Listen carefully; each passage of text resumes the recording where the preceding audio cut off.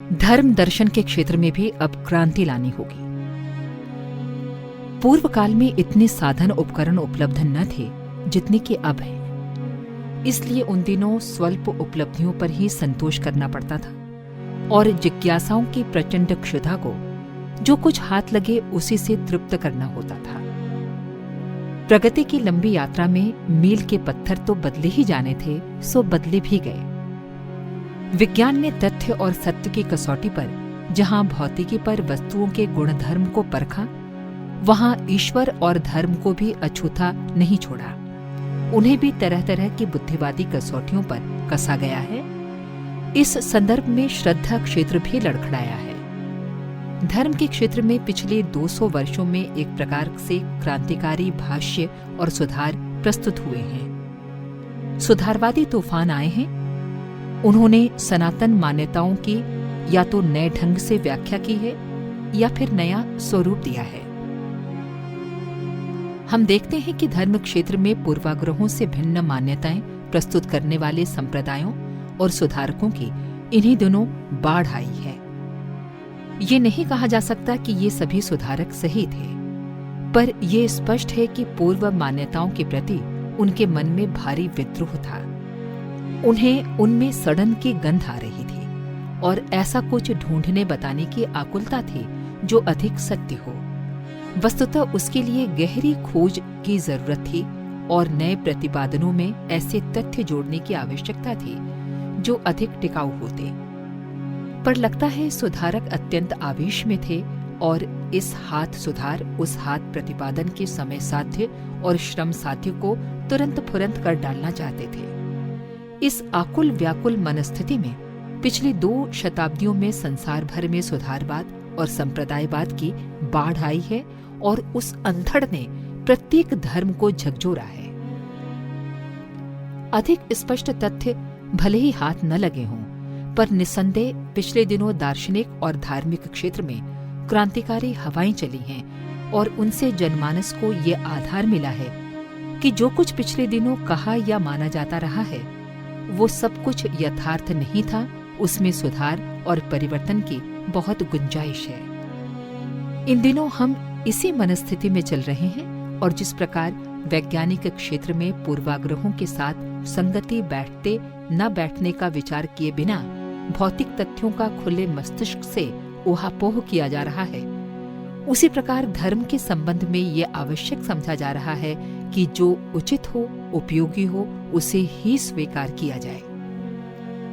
अनुपयुक्त अथवा अनगढ़ मान्यताएं वापस ले ली जाएं, भले ही वे कितनी ही पुरातन क्यों न हो। अनगढ़ के प्रति अनास्था व्यक्त करने का कार्य बहुत हो चुका, एक दृष्टि से आवश्यकता से अधिक भी। अनास्था सरल है, अस्वीकृति में मन के विद्रोही घटकों को भड़का देना भर काफी है। नदी में बाढ़ आते ही तटवर्ती मर्यादाओं की क्रम व्यवस्था देखते ही देखते अस्त व्यस्त हो जाती है। ये सब बिना प्रयत्न के सहज ही हो जाता है।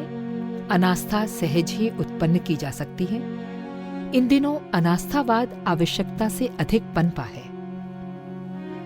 सुधारवाद में पुराने के स्थान पर नया रखने की पुनर्निर्माण प्रवृत्ति होती है, पर अनास्था तो सब कुछ विस्मृत कर देना चाहती है। अधार्मिक होने के पक्ष में ये दलील काफी है कि हम भ्रांत धारणाओं में क्यों उलझें, पर साथ ही ये भुला दिया जाता है कि धारणा रहित मनस्थिति भ्रांतियों में उलझने से भी अधिक बुरी होती है। मर्यादाहीन आस्था रहित मन तो ऐसा उद्यत हो सकता है कि मनुष्य जाति की नैतिक और सामाजिक मर्यादाओं को भी तोड़ फोड़ कर रख दे और उस विस्फोट की अव्यवस्था संभलते भी न बने। धर्म के संबंध में सुधारवादी सत्य शोधी दृष्टिकोण ही सराहनीय है। अनास्थावादी अत्युत्साह प्रगतिशीलता का चिन्ह भले ही हो, पर अंततः वो भयावह सिद्ध होगा। अभी ये निर्धारित करना शेष है कि तर्क और तथ्य पर आधारित मानवीय धर्म का स्वरूप क्या हो। यो मोटे तौर से विश्व का उच्च स्तरीय चिंतन एक ही दिशा में चल रहा है कि धर्म का स्वरूप सार्वभौम होना चाहिए। उसे देश और जातिगत परंपराओं अथवा मान्यताओं के आधार पर वर्गीकृत नहीं करना चाहिए। धर्मशास्त्रों और आप्त पुरुषों ने शाश्वत धर्म की स्थापना में सहायता तो की है, पर उनमें से किसी एक को पूर्ण प्रामाणिकता नहीं मिल सकती। पिछले दिनों ये तो उत्साह रहा है कि समस्त विश्व का एक धर्म हो, पर उसके साथ यह आग्रह जुड़ रहा है कि हमारे ही धर्म को मान्यता मिले। समस्त विश्व को अपने ही धर्म के अंतर्गत लाने के लिए मध्यकाल में कत्लेआम हुए हैं और धरती को बेतरह श्रोणित स्नान कराया गया है। अब वो कार्य प्रचार और प्रलोभन के आधार पर भी चल रहा है। हमारा धर्म ही विश्व धर्म बने, इस आग्रह के पीछे दूसरे धर्म वालों की अवमानना का भाव जुड़ जाता है और वो बात धर्म का स्वरूप निर्धारण करने की न रहकर प्रतिष्ठा के प्रश्न की चट्टान से जाकर अड़ जाती है। पुरातन धर्मों का विश्लेषण करने पर कोई भी तो पूर्ण खरा नहीं उतरता और उसकी मान्यताओं को ये बुद्धिवादी युग 100% गले उतारने के लिए तैयार नहीं हो सकता, क्योंकि अनुपयुक्तता के दोष से कोई भी अछूता नहीं है। पौराणिक दंत कथाओं ने और अपने वर्ग के प्रति पक्षपात की स्थापना ने किसी भी धर्म को सर्वथा विवेक संगत कहला सकने की स्थिति में नहीं रहने दिया है। न्यूनाधिक मात्रा में सभी इस दोष से ग्रसित हैं। ऐसी दशा में इतना ही हो सकता है कि सार्वभौम और सर्वमान्य धर्म की प्रतिष्ठापना में भले ही भूतकालीन देवदूतों अथवा शास्त्रों के उपयोगी कथनों की प्रशंसा की जाए, पर उसका आधार इतना मजबूत होना चाहिए जो तर्क और तथ्यों की परख पर कहीं से डगमगाने न पाए। व्यक्ति और समाज की महानता को निरंतर अग्रगामी बनाए रखने वाले तथ्यों से भरा पूरा उनका स्वरूप हो। पूर्वाग्रहों से ऊपर उठकर ही मौलिक चिंतन के आधार से ऐसे सार्वभौम धर्म की स्थापना की जा सकती है। आज नहीं तो कल यही करना पड़ेगा, अन्यथा पुरातन के प्रति विद्रोही अनास्था अपनी तोड़फोड़ में उन मर्यादाओं को भी तोड़फोड़ कर रख देगी जो व्यक्ति और समाज की शांति और सुव्यवस्था के लिए अनिवार्य रूप से आवश्यक हैं। गैलीलियो प्रभृति तथ्य शोधी दृष्टाओं ने चिनगारी भले ही भौतिक विज्ञान के क्षेत्र में जलाई हो, पर यह दावानल अब किसी एक कोने तक सीमित नहीं रह गया है। दर्शन, अध्यात्म और धर्म भी इन लपेटों से अछूते नहीं बचे हैं। धर्म के स्वरूप में सुधार की आवश्यकता समझी जा रही है और साथ ही ईश्वर को भी लपेट में लिया जा रहा है। अब जादुई ईश्वर गए बीते जमाने का हो गया। ईश्वर का वर्णन ऐसे चमत्कारी और शक्तिशाली के रूप में होता रहा है जिसे सुनकर बुद्धि हतप्रभ होकर रह जाए। वो कभी किसी का भी कहीं भी कुछ भी करके रख सकता है। इस आतंकवादी प्रतिपादन को सुनकर मनुष्य उसी के शरण में जाने की बात सोचता था। उससे लड़ने में खैर नहीं, इसलिए भक्ति करना ही लाभदायक है। इस भक्ति का स्वरूप क्या हो, इसके लिए ईश्वर के जीवित या मृतक प्रतिनिधियों के वचन अथवा लेखन ही प्रमाण होते थे। इस दृष्टि से भूतकालीन ईश्वरों की आकृति, प्रकृति, रुचि, इच्छा, आज्ञा के परस्पर विरोधी इतने स्वरूप बन गए मानो वे एक दूसरे को मार काट करने या नीचा दिखाने के लिए ही पैदा हुए हों। इन ईश्वरीय आज्ञाओं में ऐसे तथ्य भी भरे पड़े हैं जो विवेकवादी, नैतिकता और सामाजिकता की कसौटी पर खरे नहीं उतरते। ईश्वरीय कृपा प्राप्त करने के लिए अमुक विधि विधान से पूजा पाठ कर लेना अथवा संप्रदायगत मान्यताओं को अपना लेना पर्याप्त समझा जाता था। इसके बदले ईश्वर असीम इंद्रिय सुखों से भरपूर स्वर्ग प्रदान करता था और पाप कर्मों का दंड मिलने से बचा देता था। ये प्रलोभन उस सरल सी भक्ति क्रिया का निर्वाह करने के लिए कुछ महंगा नहीं था।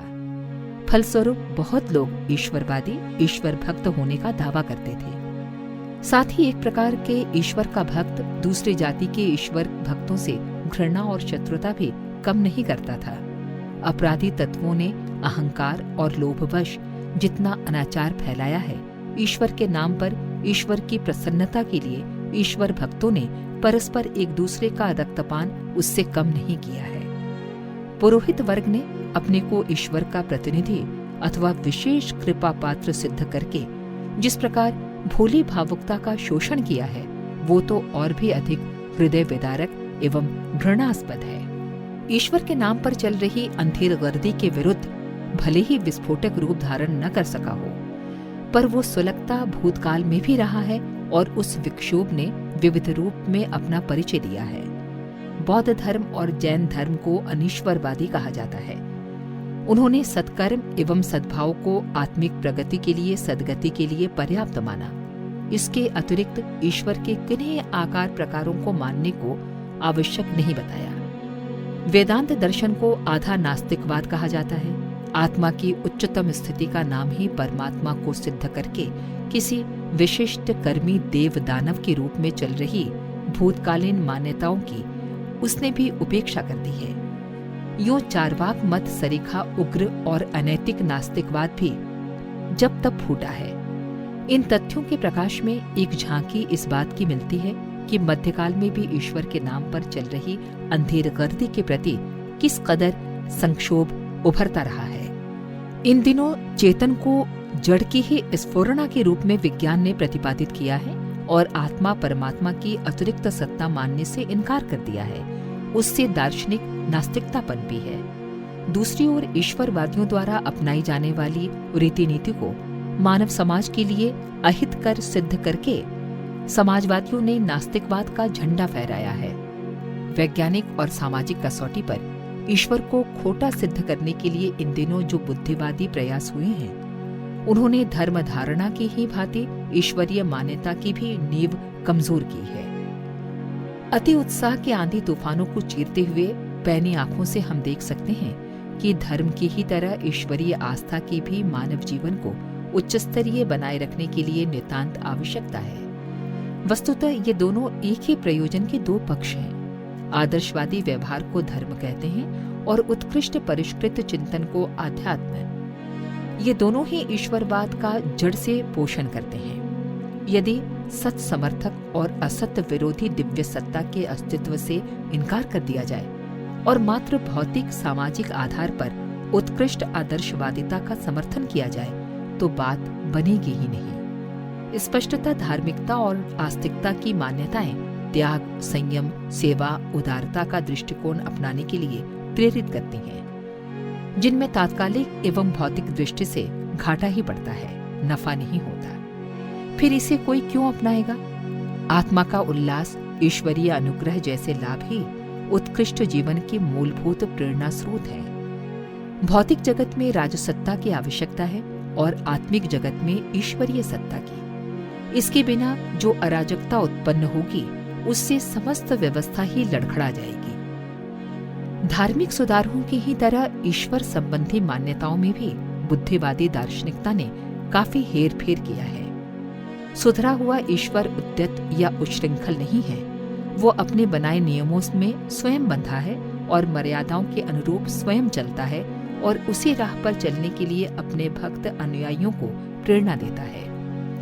आध्यात्म का विकास अब किन्हीं जादुई क्षमताओं की उपलब्धि की दशा में पीछे लौट रहा है। वृद्धि सिद्धि का कौतूहल प्रस्तुत करने वाली भौतिक क्षमताएं प्राप्त करने के लिए विचारशील अध्यात्मवादी अब इच्छुक नहीं रहे, क्योंकि ये सब तो बाजीगरी कला के अथवा वैज्ञानिक उपकरणों की सहायता से और भी अधिक मात्रा में और भी अधिक सरलता से मिल सकता है। अध्यात्म की नई परिभाषा है समष्टि को समुन्नत बनाने के लिए व्यष्टि का अधिकाधिक त्याग करने का उत्साह। उपनिषदों का ये प्रतिपादन अब अधिक अच्छी तरह समझा जाने लगा है, जिसमें कहा गया है कि पवित्रता ही उल्लास की और सेवा ही आनंद की जननी है। तत्व दर्शन ने पग पग पर यह कहा है कि जो स्वार्थ में उसे खोजेगा वो खोता चला जाएगा और जिसने अपने को खोया है वो अनंत वैभव का अधिकारी बनता है। सेवा और संयम के दोनों पहिए जिस अध्यात्म की धुरी से जुड़े हुए हैं, भविष्य में उसी को दूरगामी दार्शनिकता द्वारा मान्यता प्राप्त होगी। आने वाला समय बताएगा कि आप्त वचनों में वर्णित अध्यात्म दर्शन संबंधी प्रतिपादन सत्य की कसौटी पर कितने खरे थे। विवेक या तर्क अगले दिनों श्रद्धा का पूरक बनेगा। विज्ञान स्वयं ये पाएगा कि उसकी मान्यताएं भावना विहीन तर्कशास्त्र पर टिकी होने के कारण कितनी खोखली थीं। उसके लिए जितनी आवश्यकता विज्ञान के नवीनतम प्रतिपादनों को आध्यात्म अनुशासनों पर लागू करने की है, उससे भी अधिक धर्म दर्शन में अध्यात्म की समग्र परिधि में छाए कुहासे रूपी भ्रम जंजाल को छांटने की भी है। ये शोधन भी उतना ही अनिवार्य है जितना औषधि चिकित्सा के पूर्व स्नेहन, स्वेदन, नस्य, वमन, विरेचन रूपी पंचकर्मों की अनिवार्यता मानी जाती है। भावी अध्यात्म विज्ञान रूपी भट्टी में गलकर ही निखरेगा, ग्राह्य बनेगा। धर्म, ईश्वर और अध्यात्म का भूतकालीन स्वरूप जो भी रहा है, उसे विकासवादी और बुद्धिवादी युग में नए स्वरूप में ढाला जाएगा। परंपरागत मान्यताओं को जकड़े पकड़े रहने से तो अधार्मिकता और अनास्था ही पनपेगी। विज्ञान ने तथ्य और तर्क की मान्यता प्रदान की है। दर्शन को भी इस बदलाव का स्वागत करना होगा। खींच व्यक्त करते रहने पर तो हम अपने पक्ष की दुर्बलता ही सिद्ध करेंगे। हमारे YouTube चैनल को सब्सक्राइब करें और बेल आइकन को दबाएं ताकि आपको नोटिफिकेशंस मिलते रहें।